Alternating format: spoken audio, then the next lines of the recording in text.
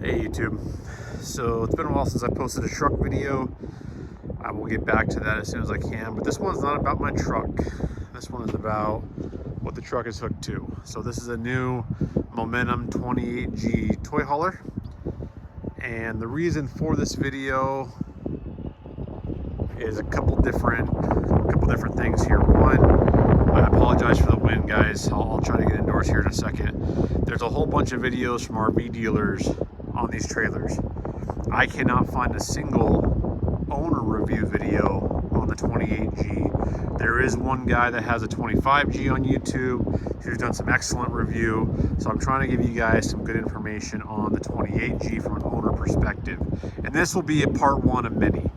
So a couple things real quick. One, I made him put the 30-gallon propane tanks on. They are no longer coming from the factory, or excuse me, from the dealership with the 30-pound, 7-gallon tanks. They reduced them back down to the 5-gallon. I'm not sure why, assuming because the fridge is no longer running on gas. Secondly, way safe distribution hitch. I've heard amazing things on this hitch. I will be giving real world reviews once I've towed a bit more with it. But you can see it actually gives you your actual tongue weight, and that right there is not the actual tongue weight. That is the distributed tongue weight with the bars on and everything adjusted properly, which is all set up on your app. There's multiple videos out there to show how to do that, so I'm not going to go into that either.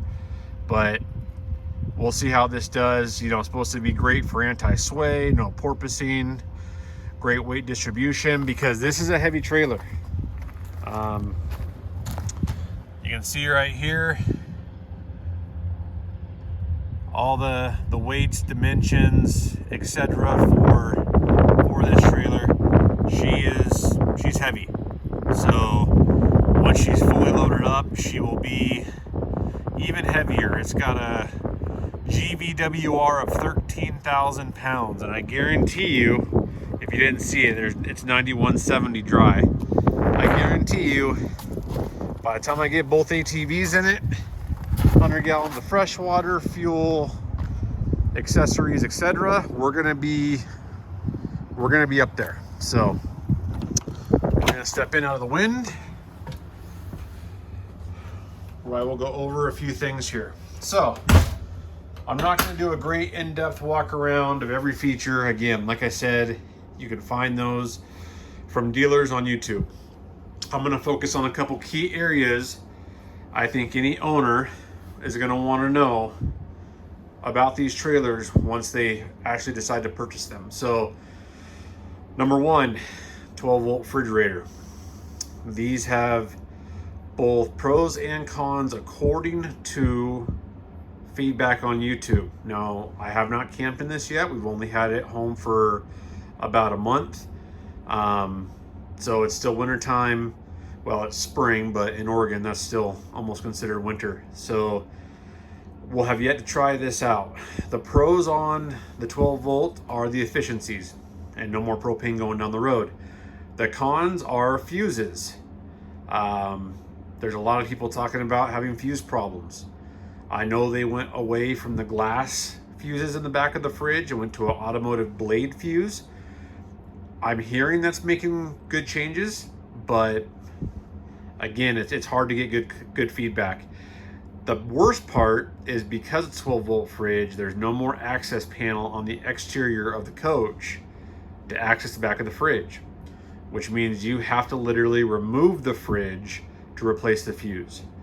I may or may not cut an access panel or have one professionally cut in, is what I mean, to still access that fuse. We'll see how that goes as time goes on.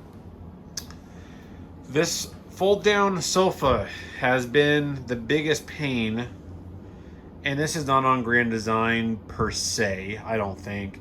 I think this coach was transported here with the couch down. So these bolts, these two right here, the two corresponding over there, and these ones right here, were all stripped out. So when you lowered when you unbuckled that strap and lowered that couch down and somebody forgets to put the support leg on there, that couch would fall on its face all the way to the ground. So I took it into the dealership.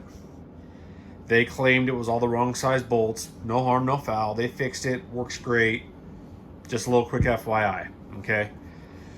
So between that and this trim, as you can see, coming off the wall, little adhesive, we'll fix that. Not game changing, right? It's a new coach, little things like that. So just little bugs that we got from the factory, and we may be different. All coaches, you know, they're shipped and handled differently, etc. So those are the two hiccups there. What I wanted to also show you guys is the power control system, solar, all of the buttons and switches, and basically your command center, right? So these come, because they have a 12-volt fridge, they come with a 300-watt solar panel on the roof already built in. I like it. What I don't like about it, see if I can get my iPad here.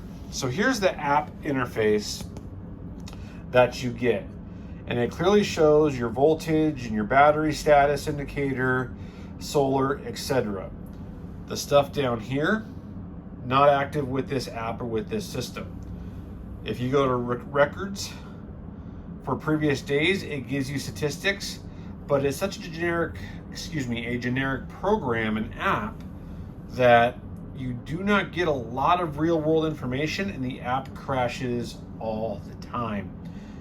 I've asked Grand Design about this. It's so new to them.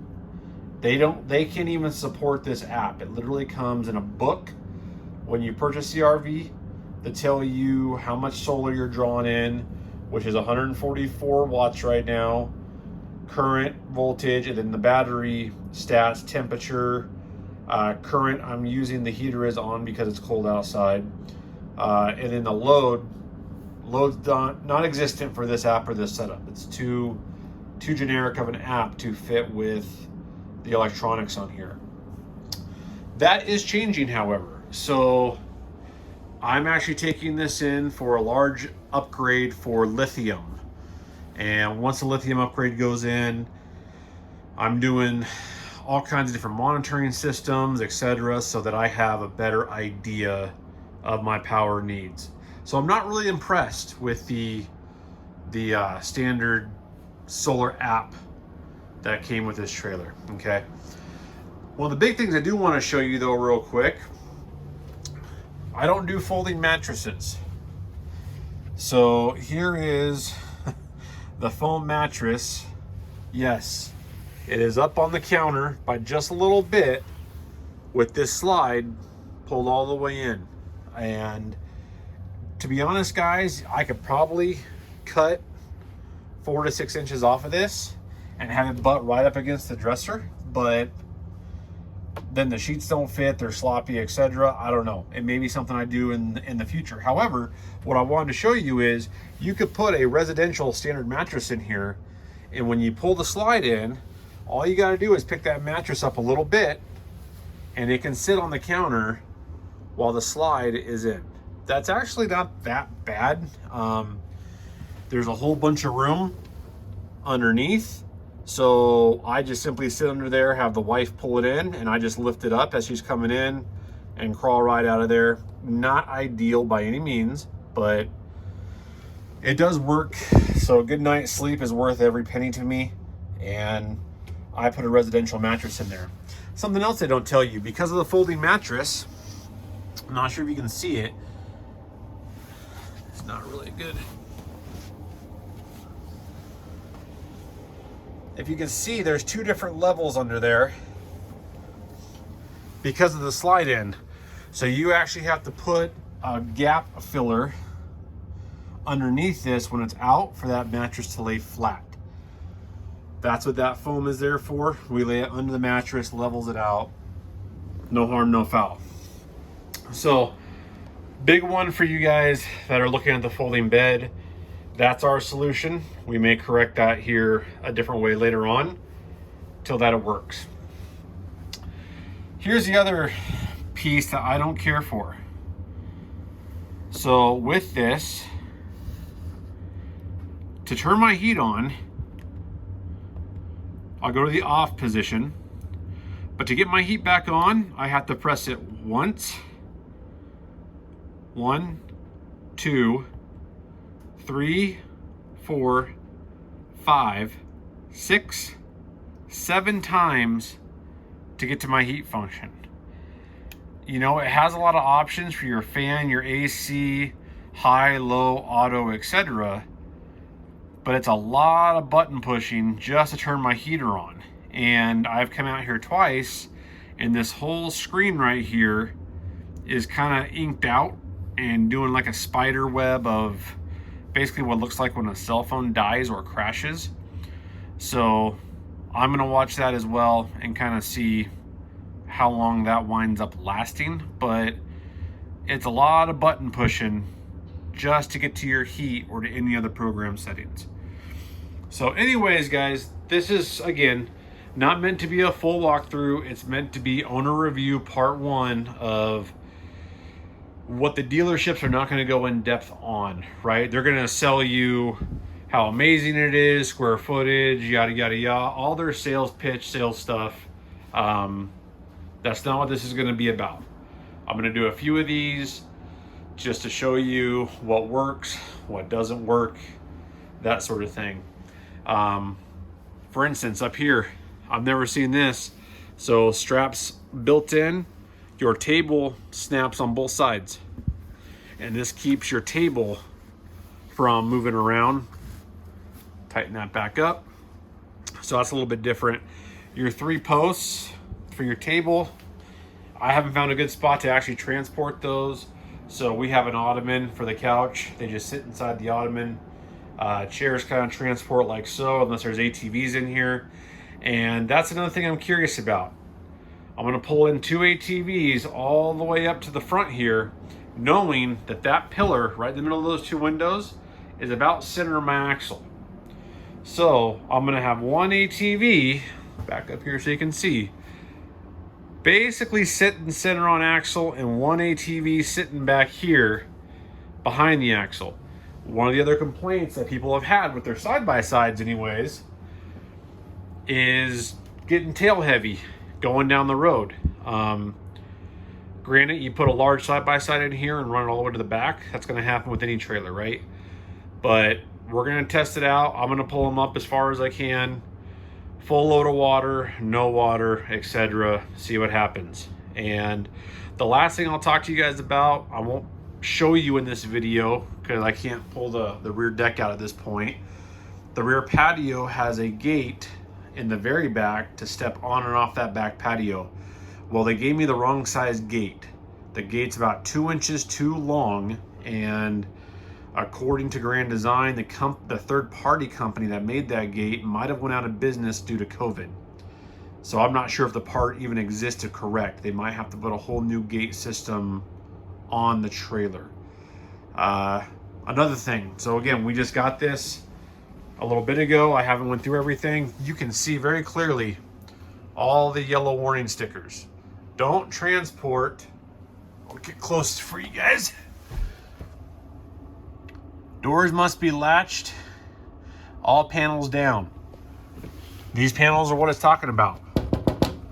This thing was not transported from Indiana. 1 panel is down. Door not latched. So it's little stuff like this, guys, that really makes the difference. I don't know if I can do this with one hand. I'll have to come back and do it. But this is the kind of stuff that makes and breaks trailers during transport, even after you own it. So, oh, lastly, big one. Our previous trailer. My family loves having their DVDs. There's no DVD in this trailer, no DVD player. You have a stereo. So we have to find an aftermarket DVD player to plug into the back of the smart TV to run DVDs. So anyways, like I said, guys, this is going to be a one of many. I'm going to show you some different things where the inverter switch is in the front storage compartment to activate all of your 110 outlets while you're dry camping, better power applications and know how much power we have, etc. But 28G, grand design, and I will do more after Memorial Day and a couple weekends before, or after that, when we actually get out and spend real time in this trailer, to tell you some pros and cons with the system. So if you guys have specific questions you want me to address, please put them in the comments, and I will make sure to address every one of them as much as I possibly can to help answer anything if you guys are thinking about buying, whatever the case may be. So, and I'll also do a report on how the truck pulls it. Till then, we'll talk to you after I get this thing out of the woods. Have a good day.